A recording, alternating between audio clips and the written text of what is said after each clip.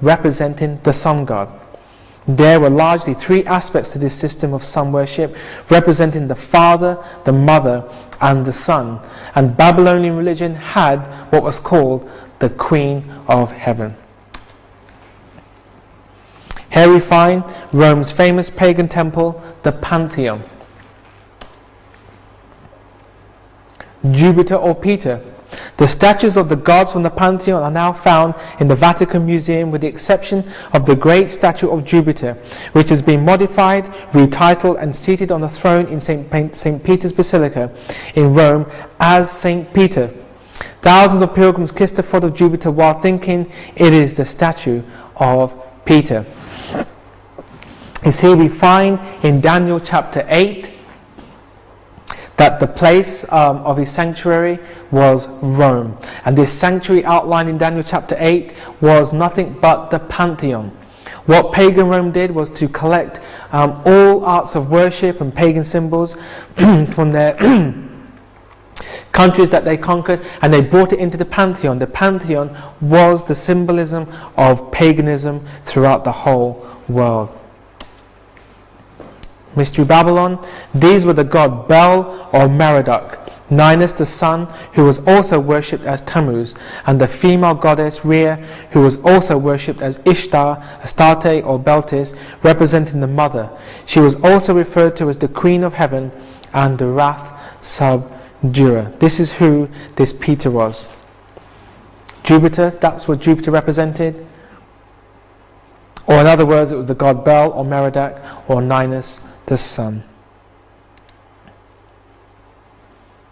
Mother and child worship was the basis of the ancient religions, and in the various religions of the world, the same system of worship was perpetuated under different names. In Egypt, they were worshipped as Isis and Osiris or Horus. In India as Isi and Ishwara, in China and Japan as the mother goddess Xingmu with child, in Greece as Ceres or Irene and Plutus, in Rome as Fortuna and Jupiter Pura, or Venus and Adonis, and in Scandinavia as Frigga and Balder. The mother and the child were worshipped in Babylonian as Ishtar or Semiramis and Tammuz, and in Phoenicia as Ashtaroth and Baal. Moreover, the child was worshipped as both husband and son of the mother goddess. Here we see some pictures. We find the Babylonian goddess Semiramis and the God incarnate Son. We find the Indian goddess Devka and infant Krishna, an Indian goddess Isi and infant Ishwara. We find the Egyptian goddess Isis and son Horus. We find in Roman Catholic Church Mary and the God incarnate Jesus. And we find the goddess Diana of Ephesus. And look at her, she has many, many bosoms and babies and childs there in that symbol. The son or male component of the mother-child deities is the counterfeit Saviour, and thus the counterfeit of Jesus Christ. All the titles pertaining to Jesus were also used for the child in ancient religions. Examples are Zoroaster was also referred to as the seed of the woman. Mithras, the Persian sun god, was referred to as the saviour, Dionysus as the sin bearer, Bacchus as the branch, Vishnu as the victim man, and Osiris as the king of kings. You see, Satan knew all about Jesus, and so as he implemented these mystery Babylon religions, he implemented the perfect counterfeit. The system of worship has its origin in the legend of Nimrod and his wife Semiramis. Nimrod was an apostate and rebelled against God like his father Cush.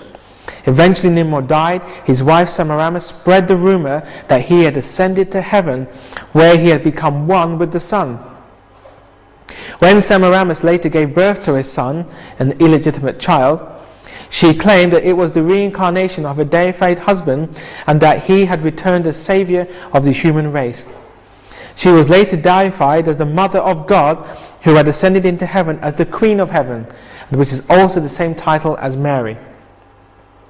In the various cultures, the same basic deities were then worshipped under different names. You see, when you look at it today, it almost looks like Christianity is just another form of Babylonian worship. Whereas we find that really the truth is, Babylonian worship is the true counterfeit of the true religion. Tammuz. Here we see a picture of Tammuz.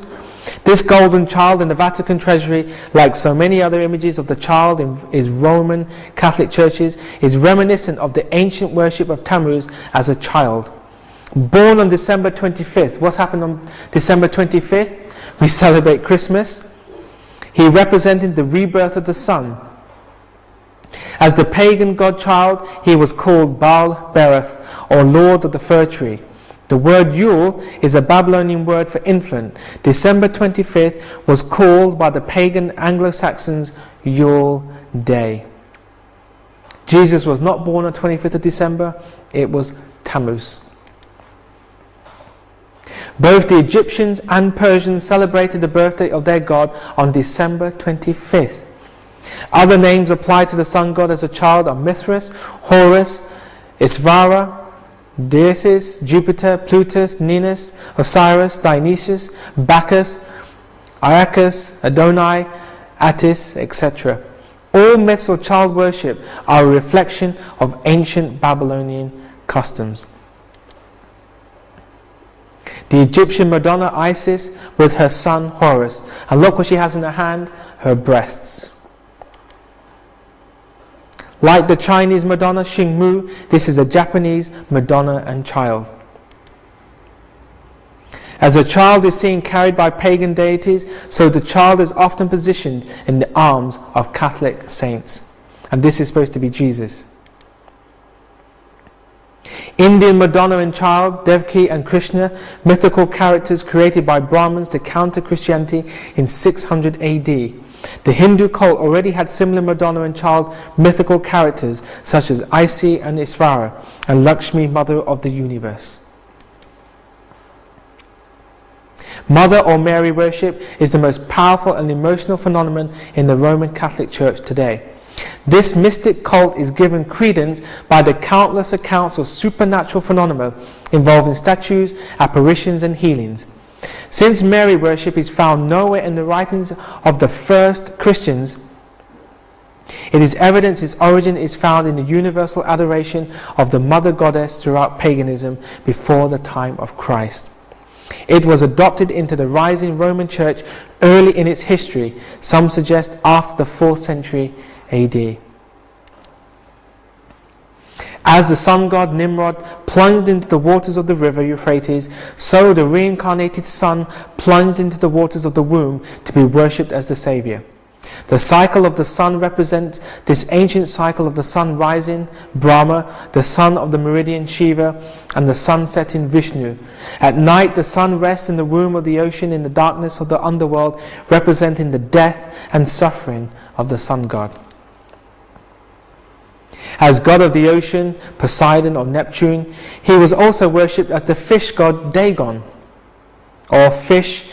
Dag means fish and On means the name of sun god, as he was called in Egypt, who had plunged into the waters of the womb to be reborn.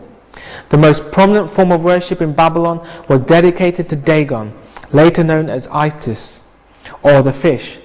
In Chaldean times, the head of the church was the representative of Dagon. He was considered to be infallible and was addressed as Your Holiness. Who else is called Your Holiness that you know of? Nations subdued by Babylon had to kiss the ring and slipper of the Babylonian god king. The same powers and the same titles are claimed to this day by the Dalai Lama of Buddhism and the Pope. Moreover, the vestments of paganism, the fish, mitre and robes of the priests of Dagon are worn by Catholic bishops, cardinals and popes.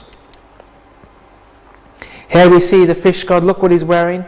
He's got like a fish head and he's got scales. Uranus, Babylonian fish god, was an allegory in the mysteries of the return of Nimrod from the world of the dead. He is depicted as half fish, and notice the fish's head over the human head. Does that look familiar? Vishnu, Hindu fish god, symbol of the sun rising from the sea. So here we have this Hindu god which is representative of a fish. And here we see Vishnu again. Here we see this god in a fish.